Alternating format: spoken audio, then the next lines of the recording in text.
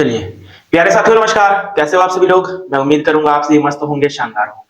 तो प्यारे साथियों, जैसा कि हम लोगों ने एक्सरसाइज 10.2 का क्वेश्चन नंबर 1 2 3 तक सॉल्व कर लिया है, ठीक है। आज हम उसके नेक्स्ट क्वेश्चन करने वाले हैं, ठीक है। तो देखिए आप लोग को सामने क्वेश्चन दिख रहा है, क्वेश्चन नंबर 4। आइए इसको शानदार तरीके से सॉल्व करते हैं, ठीक है।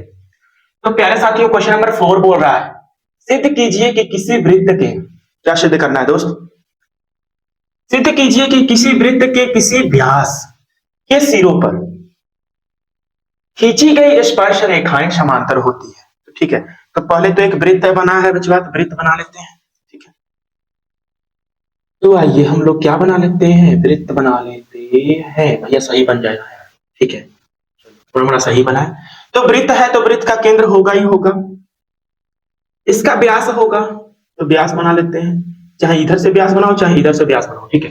व्यास तो व्यास, आइए हम यही से बना लेते हैं व्यास। तो देखिए हम लोगों ने एक व्यास खींच ली, ये केंद्र है वृत्त का, ठीक है ना। अब व्यास का सिरा कहां है, आप बोलोगे सर एक ये रहा और एक ये रहा सिरा, ठीक है। तो वृत्त के दो सिरे और इन्हीं व्यास के सिरों से दो स्पर्श रेखाएं खींची जाती हैं, क्वेश्चन में बोला है, ठीक है। तो देखिए एक स्पर्श रेखा मान लो ये है, ये थोड़ा मोड़ा मान लो भाई टच कर रही है, ठीक है ना। ये मान लो टच कर रही है, ये टच कर रही है, और यहां से एक स्पर्श रेखा ये भी मान लो टच कर रही है, ठीक है ना। अब ये स्पर्श रेखा है, नाम दे देते हैं हम, नाम दे रहे हैं एक्स वाई, और इस स्पर्श रेखा का नाम दे रहे हैं हम आर एस, और ये हम लोग का केंद्र हो जाएगा ना। ये स्पर्श बिंदु नाम दे रहे हैं, जैसे इसका नाम दे रहे हैं पी और इसका नाम दे रहे हैं क्यू, ठीक है। ये हम लोगों ने नाम दिया। हमें क्वेश्चन में क्या बोल रहा है, ध्यान से सुनिएगा।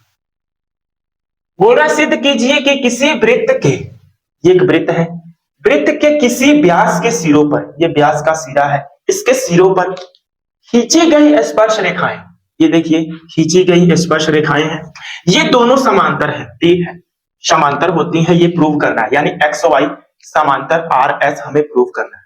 तो कैसे करेंगे, तो ध्यान से बस इस वीडियो पर आप लोग को बने रहना है, शानदार तरीके से मैं इसका प्रूफ आप लोग को देने वाला हूं, ठीक है। तो आइए तो पहले बाबू हम लोग लिखते हैं सॉल्यूशन। क्या लिखेंगे हो, सॉल्यूशन तो लिखेंगे। अब देखिए सॉल्यूशन में हम पाएंगे कि हमें केंद्र O वाला एक वृत्त दिया है, जिसकी स्पर्श रेखाएं क्रमशः एक्स वाई और आर एस है, इतना हम लिख सकते हैं। और जहां उसका स्पर्श बिंदु P और Q है, इतना तो हम दिया में लिख ही सकते हैं, ठीक है। तो आइए लिखते हैं दोस्त, दिया है,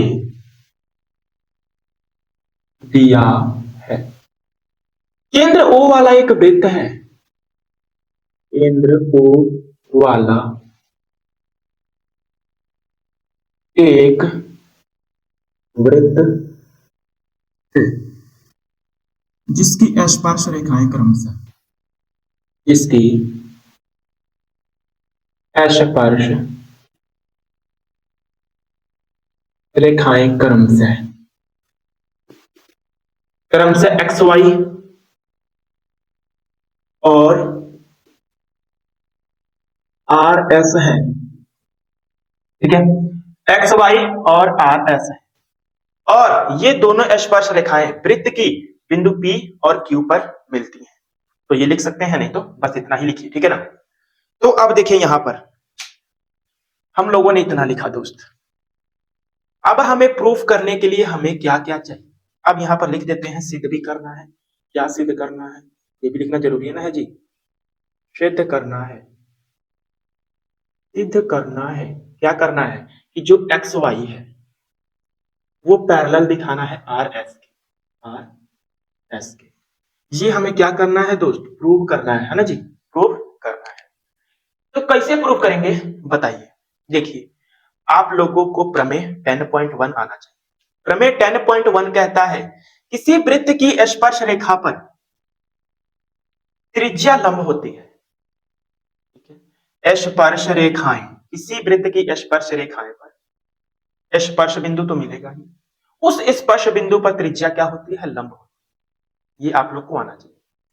तो देखिए लंब होगी तो ये कोण 90 अंश के होंगे, ये भी 90 अंश का होगा और ये भी 90 अंश का होगा, होगा ना? क्यों होगा? प्रमेय 10.1 से ये स्पर्श रेखा है, इस पर ये त्रिज्या लंब होती है, ठीक है? तो ये भी तो भाई एक त्रिज्या ही होगी, ये ओपी और ओक्यू भी एक त्रिज्या है, ओपी भी एक त्रिज्या है, ये एक्स वाई पर लंब है, तो ये भी 90 डिग्री का कोण बनेगा, ठीक है? बनेगा ना? अब देखिए, अब हमें क्या करना है, क्या करना है इसमें, इसको हम प्रूफ कर सकते हैं दो मेथड से, एक तो एकांतर कोण से और एक अंतः आसन्न कोण से। अंतः आसन्न कोण से, एकांतर कोण दोस्त जब ये वाला कोण एक्स टी ओ बराबर दिखा दें हम, एक्स पी ओ बराबर दिखा दे एस क्यू ओ के, ये वाले कोण के, तो एकांतर कोण से एक्स वाई पैरेलल हो जाएगा आर एस से, और नहीं तो अंतः एकांतर कोण, अंतः एकांतर कोण यानी अंतः मतलब अंदर, अंतः एकांतर कोण नहीं दोस्त, अंतः आसन्न कोण, सॉरी अंतः आसन्न कोण, अंतः यानी अंदर का कोण, ये वाला चाहे ये वाला कोई भी एक ले लो, अगर ये वाला लेते हो YPO, ठीक है? अंतः आसन्न कोण यानी अंतः यानी अंदर, आसन्न मतलब पास पास के कोण। तो देखिए ये कोण P के पास का कोण कोण Q है, अगर इन दोनों का योग हम 180 के बराबर दिखा दे तभी भी हम कह सकते हैं कि XY पैरेलल हो जाएगा RS, नहीं तो अगर आप इस कोण को पकड़ते हो तो इसके योग के इन कोण Q और कोण P का योग 180 दिखाना होगा अंतः आसन्न कोण से, ठीक है? अगर एकांतर कोण लेते हो तो आपको पता है दो समांतर रेखाएं होती है, तिर्यक रेखा काटती है, तो ये कोण बराबर है, एकांतर कोण से क्या हो जाएंगे, ये दोनों पैरेलल हो जाएंगे, ये आप लोग को आता होगा, ठीक है? तो देखिए हम अंतः आसन्न कोण से चलेंगे भाई, वो इजी है, ठीक है? तो आइए देखिए हमारे पास क्या है, प्रमेय 10.1 से लिखेंगे जरा, प्रमेय 10.1 से, प्रमेय 10.1 क्या कहता है कि जब स्पर्श रेखा पर त्रिज्या क्या होती है, लंब होती है, स्पर्श रेखा आर एस है, आर एस पर लंब है, क्या लंब है भाई, नहीं ऐसे नहीं दोस्तों, यहां पर ओ क्यू लंब है, ओ क्यू लंब है किस पर, आर एस पर, तो ओ क्यू लंब आर एस हो जाएगा ना? तो जब ओ क्यू लंब है आर एस पर तो 90 डिग्री के कोण बनाएंगे, इसलिए कोण एस क्यू ओ, कोण एस क्यू ओ बराबर 90 डिग्री हो जाएंगे, इसको आप मान लो इक्वेशन नंबर फर्स्ट, ठीक है? इसी प्रकार लिखेंगे नीचे, इसी प्रकार क्या हो जाएगा कि ओपी भी लंब हो जाएगा एक्स वाई पर, ओपी लंब हो जाएगा एक्स वाई पर, हो जाएगा ना, क्योंकि ये भी त्रिज्या है ओपी, ठीक है? तो इसलिए कोण ओपी वाई पी ओ, कोण वाई पी ओ बराबर 90 डिग्री, ये equation first, sorry equation second, ठीक है? तो हमारे पास दो इक्वेशन मिले, क्या मिला, अब हमने क्या कौन सा कोण लिया है, तो कोण क्यू लिया है, एक कोण पी लिया है, इसको हम मिटा दे रहे हैं, ठीक है? ताकि आपको कंफ्यूजन ना हो। अब देखिए अब हम क्या करेंगे, समीकरण 1 तथा 2 को हम जोड़ देंगे, तभी तो इन दो कोणों का योग 180 के बराबर आएगा, तभी तो हम कह सकते हैं अंतः आसन्न कोण के योग से रेखा एक्स वाई पैरेलल हो जाएगा आर एस के, ठीक है? तो आइए समीकरण 1 व 2 से चलते हैं, समीकरण 1 व 2 को जोड़ने पर, है ना जी, जोड़ने पर, तो देखिए समीकरण 1 हम लोगों का है कोण एस क्यू ओ, कोण एस क्यू ओ जोड़ते हैं तो बायां बायां की तरफ जुटेगा, दायां दायां की ओर जुड़ेगा, ठीक है? तो कोण एस क्यू ओ प्लस कोण वाई पी ओ बराबर हो जाएगा 90 प्लस 90, कितना हो जाएगा 180। तो देखिए हमने अंतः आसन्न कोणों का योग दिखा दिया 180 के बराबर, देखिए 180 के बराबर है ना, तो अतः हम कह सकते हैं, अतः अंतः आसन्न कोणों का योग 180 अंश है, इसलिए जो रेखा एक्स वाई है वो पैरेलल हो जाएगा आर एस के। ये तो हमें प्रूव करना था मित्र, ये तो हमें प्रूव करना था, तो हम लोग का प्रूव हो चुका है। क्या हो चुका है? प्रूव। देखिए X Y parallel R S दिखाना था, यानी रेखा एक्स वाई पैरेलल है आर एस के। हमें तो पहले से ही पता है कि पैरेलल तो होती ही है स्पर्श रेखा, समांतर तो होती ही है स्पर्श रेखा किसी वृत्त पर।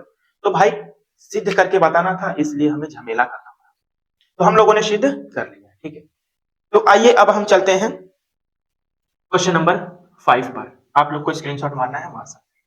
ठीक है, चलिए मैं उम्मीद करूंगा मेरे मित्र आप लोगों ने स्क्रीनशॉट मार लिया। ठीक है ना, तो देखिए अब मैं मिटाता हूं इसको। बहुत ही आसानी तरीके से हम लोगों ने सॉल्व किया मेरे प्यारे दोस्त, मेरे प्यारे दोस्त, हमने बहुत ही शानदार तरीके से सॉल्व किया मित्र। अब कहा सॉल्व करेंगे हो, क्वेश्चन नंबर 5 और का सॉल्व करेंगे। तो हम लोगों ने शानदार तरीके से निपटा ही दिया, इसमें क्या दिक्कत है।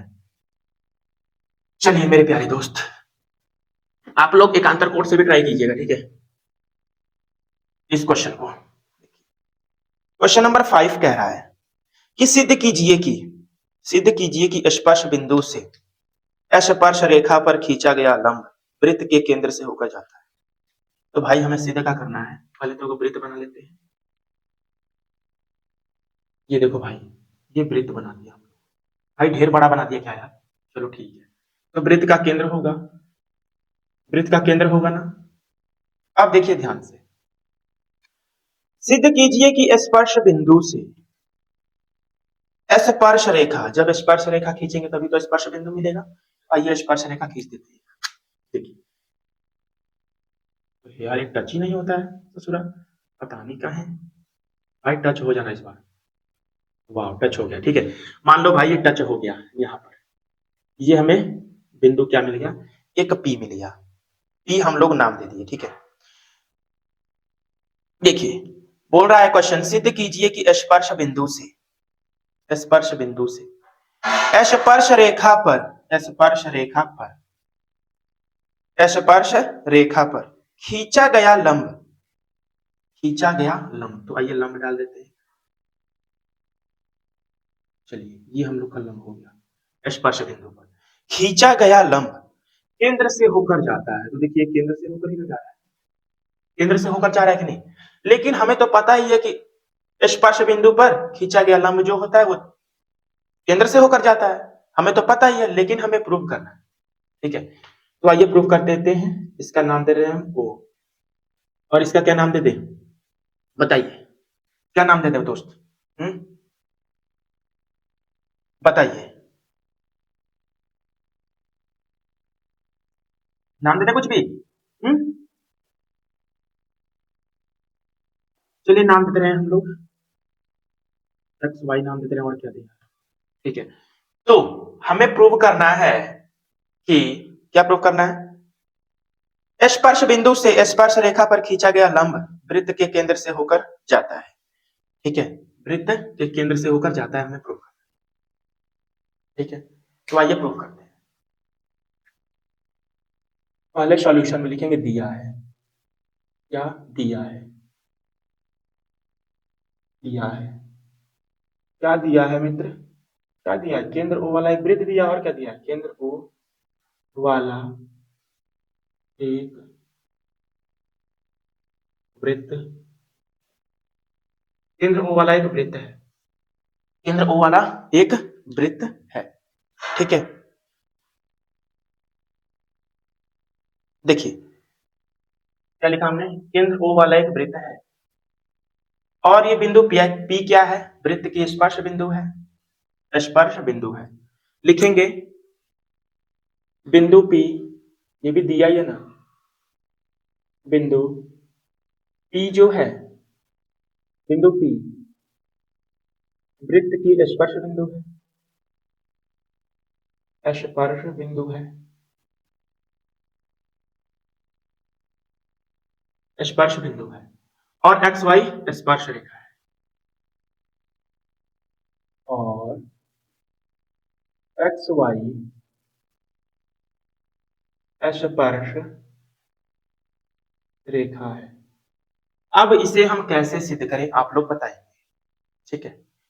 तो हमें तो पता ही है कि स्पर्श बिंदु पर खींचा गया लंब जो है वो केंद्र से होकर जाता है, लेकिन हम इसका विपरीत मानेंगे। क्या मानेंगे? विपरीत मानेंगे। कि हम मानेंगे भाई चलो हटाओ, ये केंद्र से होकर नहीं जाता है, ये मान लेते हैं कहीं दूसरी ओर से कट के जा रहा है, ठीक है, कहीं दूसरी ओर से कट के जा रहा है, मान लेते हैं, ठीक है। अब मान लेंगे हम कि क्या मान लेंगे कि स्पर्श रेखा के स्पर्श बिंदु पर खींचा गया लंब वो केंद्र से होकर नहीं जाता है, हम मान लेंगे। तो मान लेंगे, फिर कहां से जाता है? अब यहां से मान लो इधर जाता है, नहीं तो इधर जाता है, कहीं पर भी मान लो, ठीक है। तो मान लो लंब इधर से होकर जा रहा है, इधर से होकर जा रहा है, हम नाम दे रहे हैं इस बिंदु को ओ डैश। मान लिए हम इधर से होकर जा रहे हैं, ठीक है ना।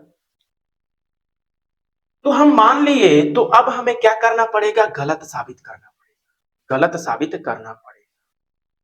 तो कैसे गलत साबित करेंगे हो, जरा बताएंगे क्या आप लोग? तो आइए देखते हैं। हमने माना, अब हम लोग मानेंगे, माना। आप लिख सकते हैं सिद्ध करना है। क्या सिद्ध करना था?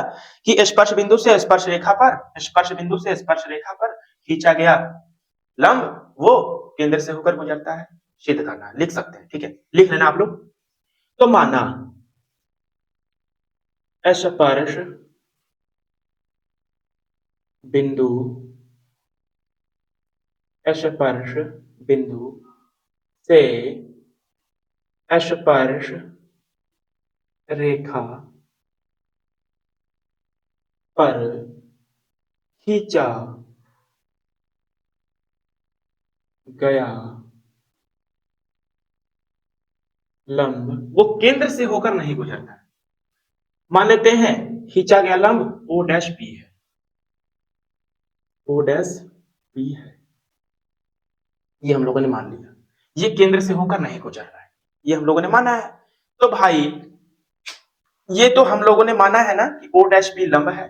तो बताएंगे क्या आप लोग? हम लोगों ने माना है, माने के अकॉर्डिंग हम कह सकते हैं कि ये 90 डिग्री का होगा, मानने के अकॉर्डिंग। और ये भी तो भाई 90 डिग्री का होगा,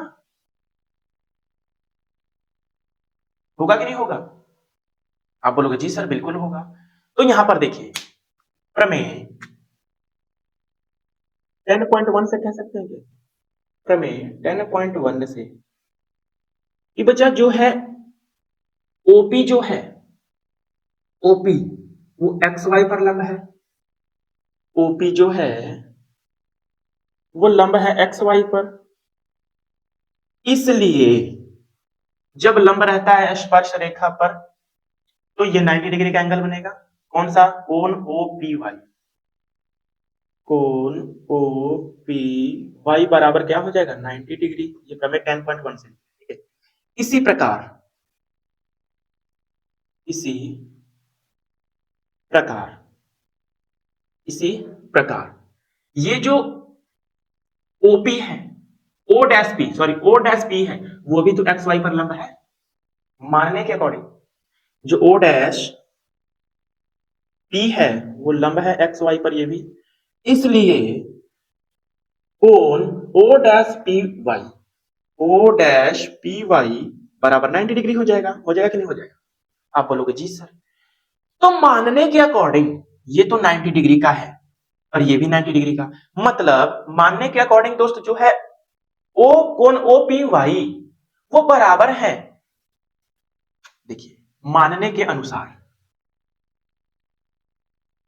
मानने के अनुसार लिख दीजिए यहां पर कि जो कोण ओ पी वाई है वो बराबर होगा कोण ओ डैश पी वाई के। ये मानने के अनुसार ये तो बराबर दिख रहा है, अब हम किसी भी तरह करके भाई अपनी कल्पना को गलत साबित करेंगे और फिर कह देंगे भाई कि हमारी कल्पना गलत है, अतः स्पर्श बिंदु से स्पर्श रेखा पर खींचा गया लंब केंद्र से होकर गुजरता है। Prove, final. ठीक है, तो कैसे भाई इसको गलत साबित करेंगे, ये बराबर नहीं है। तो देखिए चित्रानुसार, अब चित्रानुसार चलेंगे। अब चित्रानुसार यानी चित्र के अनुसार, तो देखिए चित्र के अनुसार क्या हो रहा है कि जो कोण O डैश पी वाई है ये छोटा दिख रहा है, किससे? कोण ओ पी वाई से छोटा दिख रहा है ना। आप बोलोगे जी सर बिल्कुल दिख रहा है। तो कोण O डैश पी वाई छोटा है कोण ओ पी वाई से, ये चित्र के अनुसार हम कह रहे हैं, ये चित्र के अनुसार कह रहे हैं कि कोण O dash P Y, O dash P Y ये छोटा है ओ पी वाई से, कोण ओ पी वाई से छोटा दिख रहा है। तो अतः हमारी क्या हुई कल्पना गलत साबित हुई, क्योंकि चित्रानुसार तो कुछ और ही दिख रहा है, लेकिन प्रमेय 10.1 मानने के अनुसार ये कह रहा है। तो भाई झेलमेल तो हुई, हमारी कल्पना गलत तो हुई। तो यहां लिख सकते हैं कि चूंकि हमारी कल्पना जो है गलत साबित